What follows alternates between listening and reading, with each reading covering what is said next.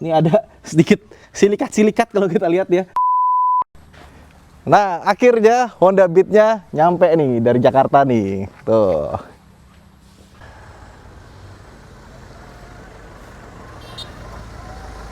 Nah, up. Nah, misi paket. Sebenarnya ini motor itu berangkatnya bareng sama motor Skomadi yang itu tuh. Cuman karena gue bilang gue pengennya ini kilometernya masih nol pas nyampe, jangan dibawa jalan dulu. Ya udah, akhirnya dinaikin aja ke towing. Ini dia motornya, Honda Beat terbaru dan dia sudah pakai keyless. Akhirnya sekarang Honda Beat ada keylessnya. Dulu gue beli Frigo itu, kenapa? Karena itu adalah motor termurah yang pakai keyless. Nah sekarang motor termurah keyless dari Honda itu ini. Ini plastik loh. Oh iya, bener, beda dipegang. Let's go, kita turunin yuk. Oke, lo mau dibawa di atas? Udah, ya. Iya, ininya beda loh. Kalau dulu kan karet ya, sekarang jadi plastik. Tapi harusnya kuat sih. Ya, bismillahirrahmanirrahim. Jangan direm dong.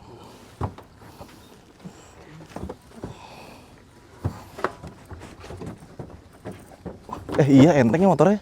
Ya.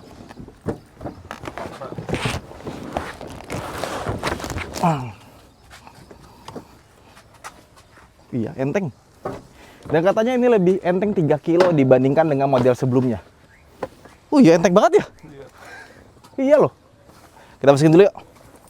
Apa mungkin karena gue biasa motor yang gede-gede kali ya? Honda Beat. Nah ini dia motornya dan warnanya ini kemarin gue bikin bukan polling ya, apa namanya, gue nanya sama netizen di Instagram cocoknya warna apa yang buat kita beli. Ada warna biru Dove, ada warna hitam Dove, sama ada warna hijau Dove. Tapi kata netizen mendingan hijau Dove aja, dan ini warnanya hijau Dove kayak militer-militer sih. Dan ini ada apa nih?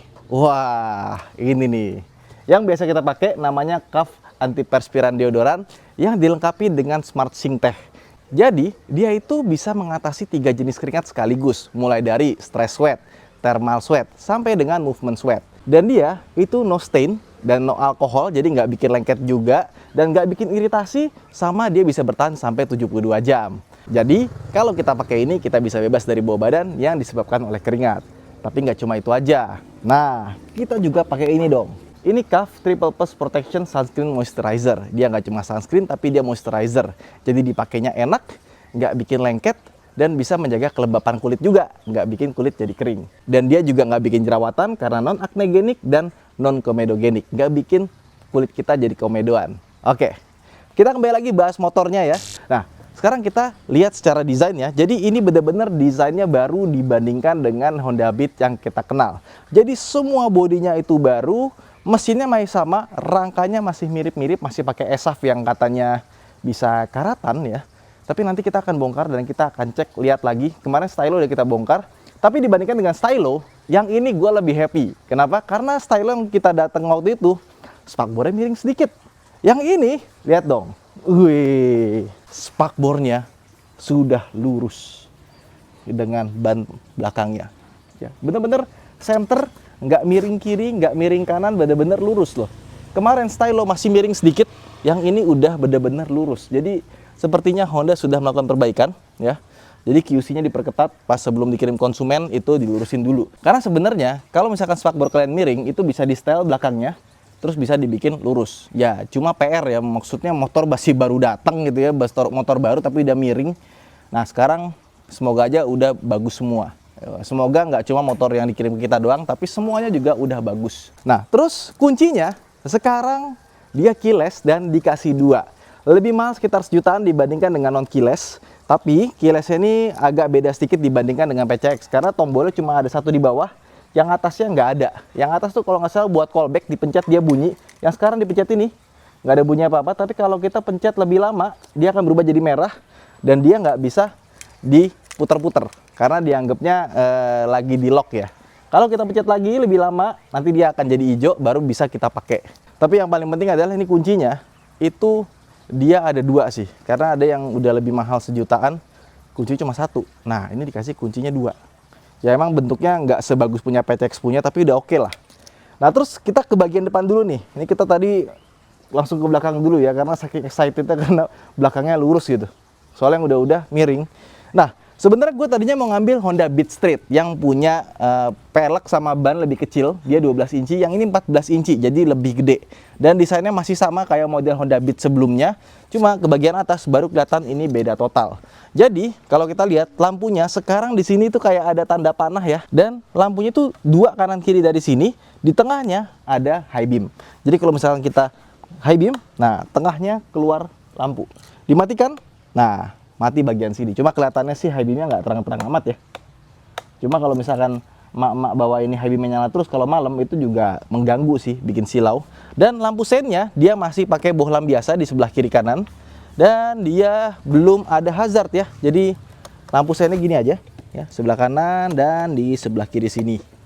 Terus untuk build quality-nya bagus, gua nggak ada komplain kecuali di bagian sini ya. Dia fit and finish-nya agak kurang bagus tuh, masih ada kayak plastik-plastik sedikit keluar. Tapi cuma di bagian sini aja sih, di bagian sini-sininya semuanya rapi. Dan katanya menurut Honda, nanti kita coba juga ya, kalau kita pakai buat jalan, dia tuh angin ke kakinya tuh lebih sedikit. Tapi nanti kita coba aja, karena menurut Honda dia udah melakukan pengetesan menggunakan komputer dan kelihatan itu airflow-nya itu nggak ngebikin kaki kita itu jadi mungkin kalau misalkan hujan bisa basah atau angin-angin itu kena ke sini nggak. Jadi kalau kalian kakinya kedinginan bisa masuk angin, insya Allah naik motor ini itu lebih berkurang ya kemungkinannya ya. Terus untuk rem tangannya, dia sekarang lebih besar di bagian sininya. Spionnya kayaknya yang dulu nggak ada karbon-karbonnya gini ya. Nah sekarang jadi ada karbon-karbonnya, lebih bagus di bagian sininya juga. Terus ke bagian sini yuk, ke tengahnya. Nah kita nyalain aja. Nah katanya sekarang dia punya indikator buat aki. Jadi kalau misalkan akinya udah lemah itu ada indikator di bagian sini, segera diganti sebelum nanti mogok di jalan. Terus di sini ada indikator buat high beam.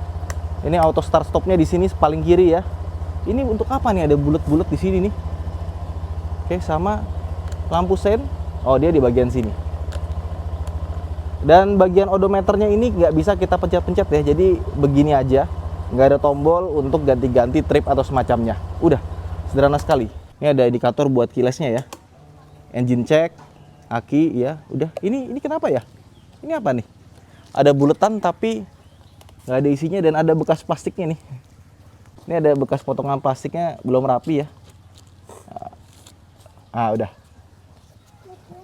Udah bersih lah. Kita anggap aja bersih gitu. Oke. Terus tombol-tombolnya kurang lebih mirip-mirip dengan Honda yang kita kenal ya kan. Di sini katanya yang sekarang ini lebih lebar dan lebih dalam. Jadi kita bisa masukin botol 500 ml ya air minum ke bawah sini tanpa harus mentok. Terus sebelah kanan sini ini ada keyless-nya, sama untuk membuka bagasi dari bagian sini. Dan kalau misalkan kita kuncinya habis gitu ya, baterainya bisa dibuka dari samping sini dan kita bisa pakai kunci yang seperti ini, buka kayak Honda-Honda biasa. Sama dia punya charger di bagian sini. Ini ada tutupnya ya. Kita buka seperti ini. Nah, ini port outletnya, kok ada kepalanya nih. Itu punya siapa? Oh, mereknya Honda. Oh, kayaknya nih dikasih gratisan nih. Wah, dapat loh, ada port outlet di sini. Tapi ini nggak ada ininya ya, nggak ada tempat buat kabelnya keluar. Jadi kalau kita mau cas HP, dia harus kebuka seperti ini. Udah, kita taruh di sini atau di kantong kita. Cuma dia kalau ditutup nggak ada tempat buat si kabelnya itu keluar sih. Jadi cuma gitu aja. Tapi oke loh menurut gua ya.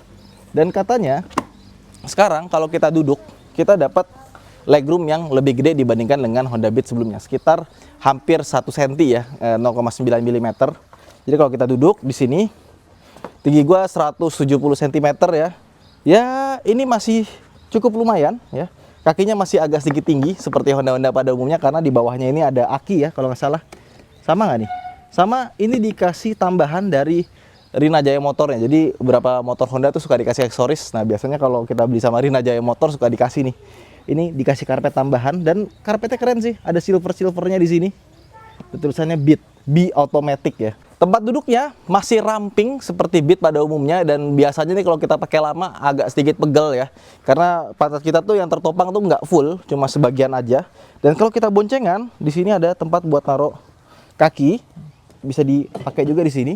Nah, seperti ini, dan ya cuma sedikit doang yang tertopang sama si joknya ini. Jadi kalau buat jarak jauh pasti agak pegel dan joknya ini keras. Terus kita tutup lagi di bagian sini. Di sini ada standar 1 ya. Ini ada sedikit silikat-silikat kalau kita lihat ya di standarnya. Sama di standar 2 juga ada sedikit silikat-silikat nih. Oke. Mesin masih sama dengan bit ESAF sebelumnya ya. Dengan mesin ESP Plus. Mesinnya masih sama memang, tapi katanya untuk bagian dari ujung ke ujung sini untuk blok CVT-nya itu katanya didesain pakai komputer juga. Jadi dia bisa dibikin seefisien mungkin. Jadi penggunaan bahannya lebih sedikit tapi bisa lebih kuat karena untuk bagian-bagian yang kena kena pressure, kena tekanan itu bisa dipertebal sama dia. Tapi yang bagian nggak kena tekanan itu bisa ditipisin aja. Ya semoga kuat sih. Karena ESAF juga gitu. Jadi ESAF itu sebenarnya rangkaian bagus banget ya. Kalau kalian tahu channelnya di Tech Engineering, dia kan emang biasa melakukan stress test buat part-part pesawat, part-part otomotif. Nah pas ESAF dicek itu ternyata bagus. Cuma yang jadi masalah adalah karatnya. Karatnya itu bisa membuat si besinya jadi fatigue, akhirnya jadi lemah, nggak punya kekuatan. Ya udah patah deh. Nah ini desain sampingnya seperti ini. Bagus sih, seperti halnya Honda. Ada tulisan BIT di sini ya, dan di sini ada stiker tulisannya idling stop ya. Dan sekarang dia juga tidak punya kickstarter. Makanya sekarang dia jadi lebih ringan karena salah satunya bagian sini. Ini bisa berkurang hampir 1 kilo. Bagian CVT-nya juga dibikin pakai komputer.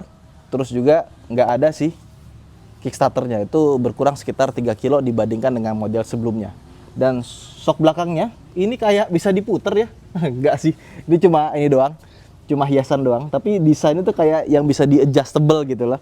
Sama belakangnya ini, nah ini peleknya bentuknya seperti ini, masih tromol. Dan untuk baut-bautnya ini diwarnain biru ya, kayaknya emang untuk QC-nya waktu itu. Nah bagian belakang lampunya mirip Honda Supra X ya. Dan dia masih pakai bohlam, lampu sen juga masih pakai bohlam karena memang ini adalah motor entry level, jadi emang harganya itu harus dibikin terjangkau. Terus kita buka lacinya, katanya dia punya laci di dalam ini 12 liter ya. Ada tempat dudukan plat nomor di sini. Tapi lacinya gede sih, not bad loh. Untuk motor yang sekompak ini dia punya bagasi segini tuh lumayan menurut gua. Nah, terus joknya bisa kita lihat emang tipis ya, nggak terlalu lebar. Dan ada patternnya. Gue suka patternnya ini kenapa? Karena biasanya kalau pakai pattern gini, kena air basah itu gampang hilang ya. Dan nggak bikin licin ya. Jadi kalau misalkan kita lagi boncengan ngerem dadak nggak maju-maju ke depan gitu loh ininya. Nice. Nah ini nih, sekarang dia punya motif ya. Ada silver-silvernya di sini, sama di sininya ada karbon-karbonannya. Ini desain knalpotnya itu lebih niat dibandingkan dengan Honda Stylo. Yang ya bentuknya tidur gitu ya. Yang ini lebih niat. Mesinnya juga masih sama, tenaganya masih sama. Ya paling ini nih, yang kalian mesti lihat langsung ya, karena kalau dilihat di video itu mungkin nggak begitu kelihatan. Dia ini dibikin full plastik, tapi kokoh sih. Sama dia ada pattern-patternnya. Mungkin kalau pakai plastik ini lama-lama, kalau misalkan kita kena kuku atau kita taruh tali atau semacam, yang lama-lama dia akan kegerus sih. Tapi sama aja sih, rubber juga nggak terlalu awet kan. Oke, nanti kita akan coba jalan-jalan pakai ini motor, tapi so far ya untuk harga 20 juta udah dapat keyless. Ini solusi sih buat teman-teman yang pengen beli motor keyless karena takut banget. Honda Beat itu kan motor yang paling banyak diincar maling ya, karena gampang dijual, populasinya banyak ya kan. Mau dijual eceran juga bisa, partnya segala macem. Nah kalau kalian takut ditek sama orang, pakai ini harusnya lebih aman. Ya namanya pencuri juga pasti punya cara-cara masing-masing ya. Cuma kalau misalkan probabilitasnya lebih kecil, ya why not? Kenapa nggak ngambil yang bisa keyless kalian? Tapi sayangnya kenapa yang street nggak ada keylessnya? Itu aja sih. Ya wes, itu aja vlog kita kali ini. Nanti kita akan coba motor ini jalan-jalan ya. Kita tunggu plat sementaranya datang. Habis itu kita coba jalan jauh dan kita rasakan seperti apa Honda Beat terbaru. Bahkan kalau bisa kita adu sama Honda Beat yang lama. Oke? Sampai jumpa di vlog berikutnya. Jangan lupa untuk like dan subscribe. Buat teman-teman yang udah beli Honda Beat baru, coba komen di bawah. Bye-bye.